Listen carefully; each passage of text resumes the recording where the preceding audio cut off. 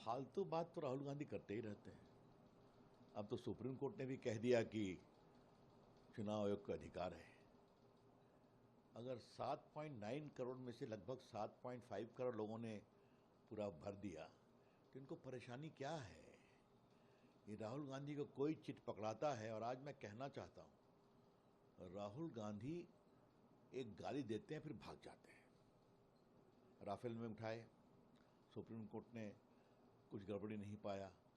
इन्होंने कहा supreme court ने सही पाया तो बाद में माफ़ी मांगे। याद होगा पेगासस फ़ोन को लेकर बहुत हल्ला किया था। सुप्रीम कोर्ट ने कहा जिनको लगता है कि मेरे फ़ोन पेगासस में स्पाईवेयर होता है वो अपना फ़ोन दे दें। इन्होंने कोई फ़ोन नहीं दिया। अब देखिए ये शुरू किया है।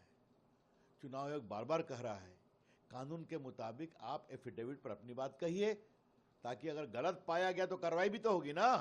अब कहते हैं मैं एफिडेविट नहीं दूंगा। अब कह रहे हैं मैं मरे हुए लोगों के साथ। अरे अगर मान लीजिए कुछ लोग ऐड हो गए, हट जाएंगे। 1-1.5 महीना का समय है कि नहीं पूरा करेक्शन करने का? अभी तो ऑब्जेक्शन का स्टेज है। तो ये जो पूरा मामला है, एक सीधी बात आती है, राहुल गांधी को अगर वोट नहीं मिलता तो हम क्या करें? राहुल गांधी की पार्टी बार बार हारती है तो हम क्या करें? तो इसके पीछे उनकी एक खींच है कि देश को चलाने का ठेका तो हमारे परिवार को है। मोदी जी कहां से आ गए?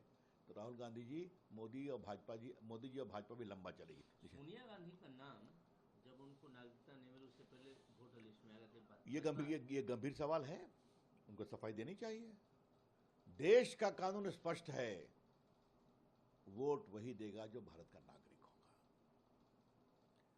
अगर एक सवाल उठ रहा है कि उनको वोटर लिस्ट में नागरिकता लेने के पहले कैसे इंक्लूड किया गया, तो उसका जवाब तो चाहिए ना। और सिर्फ 3 सवाल उठेंगे उसमें। आप भारत की नागरिक कब बनी, बता दीजिए। और आपका नाम वोटर लिस्ट में पहले कैसे आ गया, तो जवाब देना पड़ेगा ना उनको। पदयात्रा कर देखिए, कल इस देश के सर्वोच्च न्यायालय सुप्रीम कोर्ट के द्वारा बहस के दौरान जो बातें छनकर बाहर आई, मुझे लगता है कि अब विपक्षी दल और कांग्रेस को इस देश के मतदाता से माफ़ी मांगना चाहिए। जिस तरह से भ्रम का जाल और अफवाह फैलाने का प्रयास राहुल गांधी जी और इंडी गठबंधन के नेताओं ने किया, अब उनका पर्दाफाश सुप्रीम कोर्ट के द्वारा भी और आम मतदाता के द्वारा भी किया जा रहा है। और मैं तो कहता हूं कि जब ट्रेन खुला ही नहीं है तो पैसेंजर को सीट नहीं मिला, ये पहले बोलने का क्या मतलब है?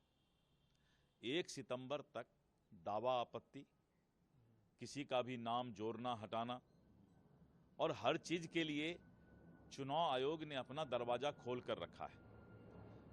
अगर किसी भी दल को कोई आवाज उठाना है तो वो 1 सितंबर के बाद ही उनको उठाने का जो है बात करनी चाहिए। लेकिन जिस तरह से गंदा माहौल बनाने का प्रयास किया गया, अब ऑनरेबल सुप्रीम कोर्ट के द्वारा जब ये बातें आई कि बिहार के लोगों को बदनाम करने का प्रयास नहीं करें, बिहार को बदनाम करने का प्रयास नहीं करें, वहाँ के मतदाता सजग हैं और चुनाव आयोग ने पूरा दरवाजा खोल कर रखा है कि एक एक मतदाता, जब तक उनको हम मतदान का अधिकार नहीं दे देंगे, तब तक जो है हम उसके साथ न्याय के लिए दरवाजा खोल कर